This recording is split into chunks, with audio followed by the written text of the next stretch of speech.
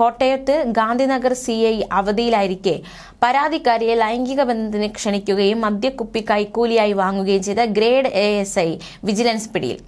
Gandhinagar police സ്റ്റേഷനിലെ grade SI ബിജുവിനെയാണ് vigilance സംഘം പിടികൂടിയത്. കഴിഞ്ഞ ദിവസമായിരുന്നു കേസിനാസ്പദമായ സംഭവങ്ങളുടെ തുടക്കം.